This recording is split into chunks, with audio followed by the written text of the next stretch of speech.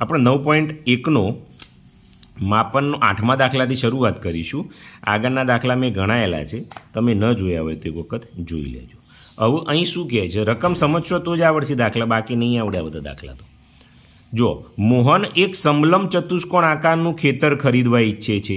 તો આ ખેતર છે સમલમ, આવી જો એ આટલો ભાગ ખેતરનો છે. અહીં આકૃતિ દોરેલી છે, સમજીજો. ઓકે, આ ખેતરની નદી તરફની બાજુ એ રસ્તા તરફની બાજુને સમાંતર અને અંતરમાં બમણી છે. તો નદી તરફની બાજુ છે આયરી બાજુ, એ રસ્તા તરફની બાજુ કરતો કેવી છે, બમણી છે. એટલે આયરી એક્સ હોય તો આ કેટલી થાય, 2x થાય. ઓકે, જો આ ખેતરનું ક્ષેત્રફળ 10,500 એટલે આનું ક્ષેત્રફળ આપી દીધેલું છે, અને ખેતરની સમાંતર બાજુ વચ્ચેનું લંબ અંતર તો આયરી 100 મીટર આપેલું છે. તો ખેતરની નદી તરફની એટલે આ બાજુનું ક્ષેત્રફળ શોધવાનું છે. હવે સમજો, તો આપણે લખીએ તો નદી તરફની બાજુની લંબાઈ બમણી છે એટલે 2x કરી દઈએ, અને રસ્તા તરફની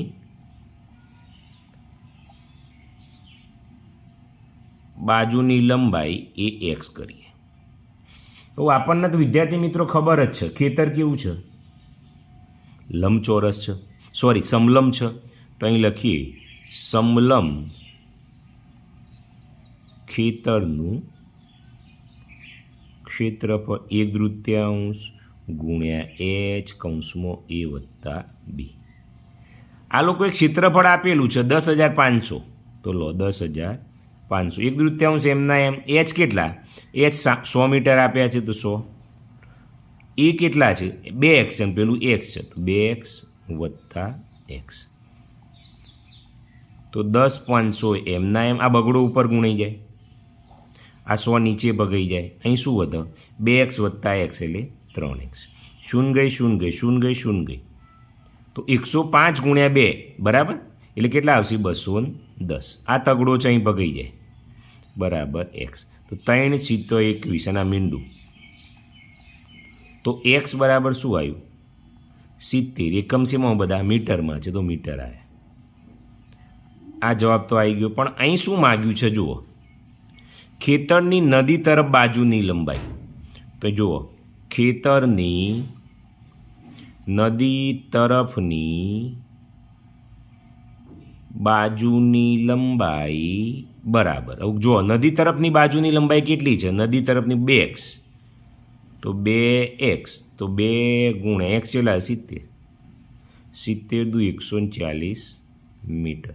આ વિદ્યાર્થી મિત્રો આપણું જવાબ આવી ગયો છે. ઓકે, આ રીતે ગણવાનું છે. ચલો આગળ જોઈએ. 8 દાખલા પૂરા છે.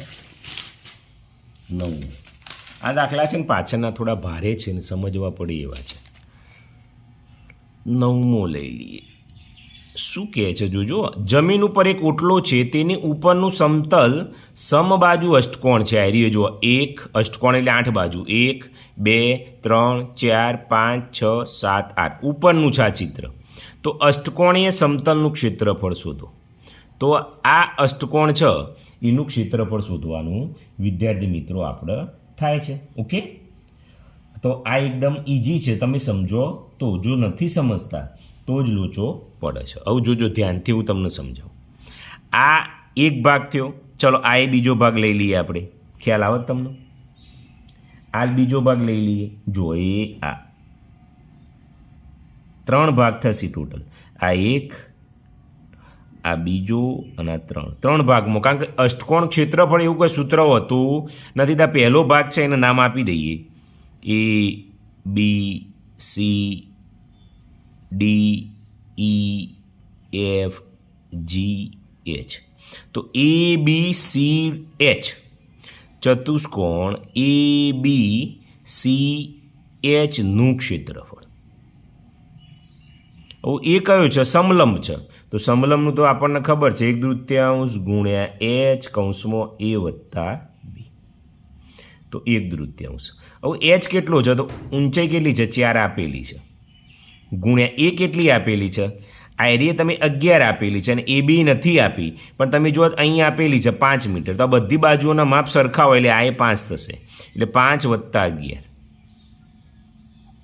ઓકે, તો 2 દુ 4, તો 2 ગુણ્યા 11 ને 5 16, તો 16 દુ 32 મીટરનો વર્ગ. એક આવી ગયું વિદ્યાર્થી મિત્રો. હવે બીજો લંબચોરસ છે, જુઓ HCDG.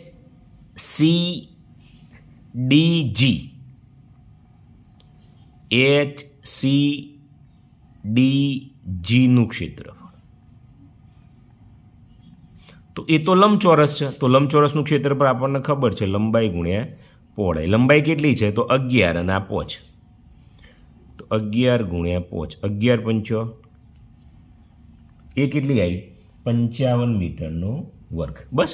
અને આ છે ત્રીજા નંબરનું, એ ઓના જેટલું જ આવે, બરાબર. તો અષ્ટકોણીય સમતલનું ક્ષેત્રફળ બંને સરખા હોય તો અષ્ટકોણીય સમતલનું ક્ષેત્રફળ બરાબર ચતુષ્કોણ કયો? એક તો ABCH વત્તા HCDGનું ક્ષેત્રફળ વત્તા કયો છે? જુઓ GDEF. ચલો, ABનું કેટલું લાયા? 32, ABCHનું. આ 55 લાયા, અને આ કેટલું છે? આ નીચે આ બંને સરખા જ હોય એટલે 32. તો 2 5 5 6 7 8 9, 3 અને 5 3 ને 5 8 9 10 11, 119 મીટરનો વર્ગ આવ્યો વિદ્યાર્થી મિત્રો. આ આપણો જવાબ આવી ગયો. ઓકે, ચલો 9 દાખલા પૂરા. 10મો જુઓ.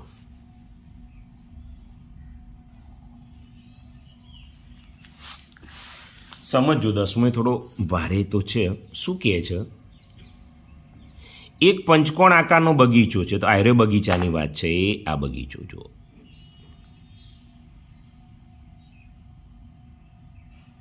પંચકોણ છે, જો 1 2 3 4 અને 5 બાજુ જે આકૃતિમાં દર્શાવેલ છે.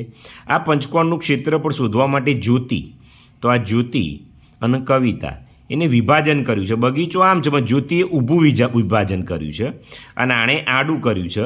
પછી બંને રીતે કરેલા વિભાજનની મદદથી બગીચાનું ક્ષેત્રફળ શોધો. તો આ રીતે શોધવાનું છે અને આ રીતે શોધવાનું છે. બંનેના જવાબ તો સરખા આવશે, કારણ કે પંચકોણ છે એટલે બંને સરખા છે. તમે આ પંચકોણનું ક્ષેત્રફળ શોધવાની અન્ય કોઈ રીત બતાવી શકશો? તો આપણે ગણીએ છીએ અને પહેલાં જોઈએ છીએ. હવે તમે જુઓ, પહેલું આપણે જ્યોતિનું ગણીશું. જ્યોતિએ કઈ રીતે શોધ્યું છે? ઓકે, આ જ્યોતિનું હોય. હવે જ્યોતિનું કરીએ તો આ એક ભાગ થયો અને આ બીજો ભાગ થયો. હવે પહેલો ભાગ છે એ કેવો છે? સમલંબ ચતુષ્કોણ છે. તો એ લખીએ, સમલંબ ચતુષ્કોણનું ક્ષેત્રફળ બરાબર 1/3 ગુણ્યા H કૌંસમાં A વત્તા B, 1/3. હવે H કેટલા છે? તો આમાં ઊંચાઈ શોધવી પડે. ખ્યાલ આવે તમને હું શું કહું છું? તો તમે વિદ્યાર્થી મિત્રો અહીં જોશો તો આ એની ઊંચાઈ થઈ. તો આ આખું 15 છે, તો આ અડધું થયું. તો 15ના અડધા 7.5. તો અહીં કેટલા લખીએ? 7.5 ગુણ્યા A અને B, એટલે આયરો A થયો અને આ B થયું. તો આ કેટલા છે? 15. ખ્યાલ આવે છે? અને આ કેટલા છે? આયરે આખા 30, એટલે આયરો 30 થશે. 15 વત્તા 30 થશે. તો 15 વત્તા 30, 1/3 એમના એમ.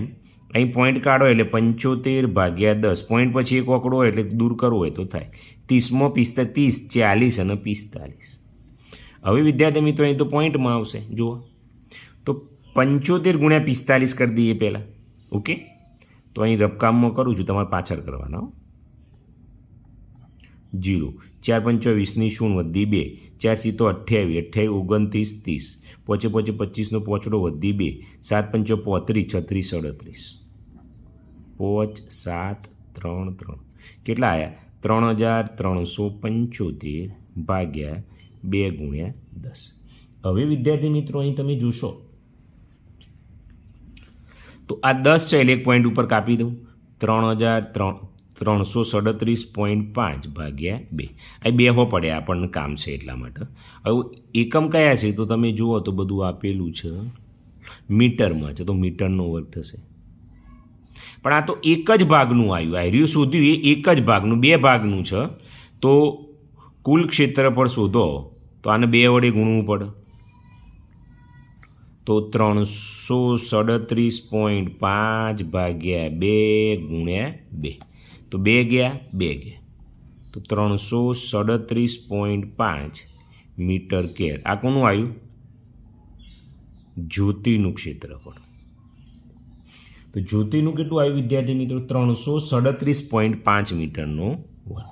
આવું કયું શોધવાનું છે? કવિતા. હું નવું પેજ લઈ લઉં. આવું જોજો, કવિતા. ચલો, કવિતા. કવિતાએ શું કર્યું છે? ત્રિકોણ બનાવ્યો છે અને આ ચોરસ છે. તો પહેલાંનું શોધીએ તો 2 અલગ શોધવા પડશે. એ તો નામ આપી દઈએ A B C D E. તો ત્રિકોણ ABCનું ABE, ત્રિકોણ ABEનું ક્ષેત્રફળ. હવે વિદ્યાર્થી મિત્રો આપણે જાણીએ છીએ કે ત્રિકોણનું ક્ષેત્રફળ 1/3 ગુણ્યા પાયો ગુણ્યા વેધ. 1/3. હવે પાયો એટલે આર્યું એ થાય. હવે આ આપેલું છે આ 15 અને વેધ એટલે આ વચ્ચેનો ગાળો હોય આ વેધ થાય વિદ્યાર્થી મિત્રો. તો વેધ કેટલો થાય? એ આ 15 એટલે આ 15 જ આવે. તો કેટલો થશે? 15 ને 15 225 ભાગ્યા 2. 225 ભાગ્યા 2 કરો એટલે 2 એકા 2, 2 એકા 2, 2 દુ 4 અને 2 પંચો 10. તો 112.5 મીટરનો વર્ગ. એક આવી ગયું. હવે આ ચોરસનું EBCD ચતુષ્કોણ EBCDનું ક્ષેત્રફળ. એ ચોરસ છે એટલે આપણને ખબર છે લંબાઈ ગુણ્યા લંબાઈ. હવે કેટલી છે લંબાઈ તમે જુઓ તો 15 છે. તો 15 ગુણ્યા 15, 15 225 મીટરનું સ્ક્વેર. હવે કવિતાનું ક્ષેત્રફળ શોધી દઈએ. કવિતાનું ક્ષેત્રફળ પહેલાં ત્રિકોણનું કેટલું આવ્યું? 112.5 વત્તા 225. હું સરવાળો કરી દઉં છું. 225.0 અને 112.5. 0.5 ને 2 7, 2 ને 1 3, 2 ને 1 3. તો 337.5 મીટરનો વર્ગ. આ કોનું આવ્યું? કવિતાનું ક્ષેત્રફળ આવ્યું. બરાબર છે. તો વિદ્યાર્થી મિત્રો જુઓ, કવિતાનું 337.5 મીટર વર્ગ આવ્યું અને જ્યોતિનું એ તમે જુઓ 337.5 મીટર વર્ગ આવ્યું. ઓકે, ચલો હવે છેલ્લો દાખલો આવ્યો, 11મો દાખલો.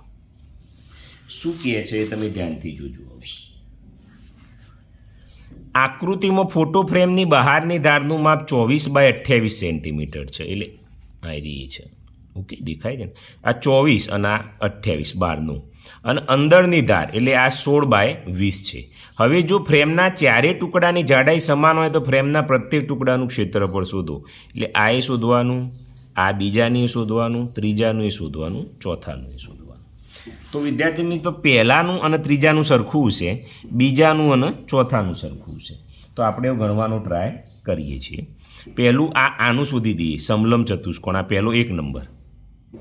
તો પહેલો 1 નંબર સમલંબ ચતુષ્કોણ છે. તો સમલંબ ચતુષ્કોણનું ક્ષેત્રફળ 1 નંબર અને 3 નંબર બેનું એક જ આવશે. બરાબર છે. તો કયું સૂત્ર આવે? 1/3 ગુણ્યા h કૌંસમાં a વત્તા b. ચલો 1/3 એમને ઊંચાઈ શોધવાની છે. h કઈ લેશો તો આપણને એ ખ્યાલ આવવો જોઈએ. હવે વિદ્યાર્થી મિત્રો તમે ઊંચાઈ શોધો તો ઊંચાઈ કઈ રીતે શોધાય? h તો જુઓ, અહીં h લખીએ આપણે, અહીં કરો ને. ચલો, તો આખી કેટલી છે? 28 અને આટલી કેટલી છે? 20. તો આ બાજુની 4 હશે અને આ બાજુની 4 હશે. એટલે 4 અને 4 8 અને 20 28 થઈ. તો h બરાબર કેટલા આવ્યા? 4 સેમી આવ્યા. ઓકે, તો અહીં hની જગ્યાએ 4 મેળવું. ગુણ્યા એ કેટલા છે? એ એટલે આઈરિયલ લાઈન. તો આ લાઈન 24 છે તો એ જ કેટલી આવશે 24 વત્તા બી એટલે આ લાઈન તો બી કેટલા છે 16 છે તો એ કેટલા આવશે 16 આવશે ઓકે બસ આવું સાદું રૂપ આપો 1/3 ગુણ્યા 4 અને 24 અને 16 6 4 10 ની 0 વધી 1 2 3 4 તો 2 દુ 4 40 દુ 80 80 શું આવ્યું સેમીનો વર્ગ ઓકે તો પહેલો અને ત્રીજો એ બંનેનું કેટલું આવી ગયું 80 એ રીતે બીજા અને ચોથા સમલંબનું ક્ષેત્રફળ બીજો અને ચોથો સમલંબનું ક્ષેત્રફળ બરાબર 1/3 ગુણ્યા h ગુણ્યા a વત્તા b ચલો 1/3 hની કિંમત તો આપણે કેટલી લાયા 4 હવે અહીં જુઓ a અને b આયરો એ આખો હોય એટલે 28 થશે અને અહીં તો આપેલો છે 28 અને 20 એટલે કંઈ મગજમારી છે નહીં 28 વત્તા 20 1/3 એમના એમ 4 એમના એમ 8 વત્તા 0 એટલે 8 2 ને 2 4 2 દુ 4 48 દુ 96 સેમીનો વર્ગ તો બીજો કેટલો આવ્યો 96 સેમીનો વર્ગ તો બીજા અને ચોથું તો કેટલું આવે 96 અને પહેલું અને ત્રીજું એનું કેટલું આવે 80 આવે ઓકે અહીં તમારો સ્વાધ્યાય છે પૂરો થયો છે વિડીયો ગમ્યો હોય તો લાઈક કરતા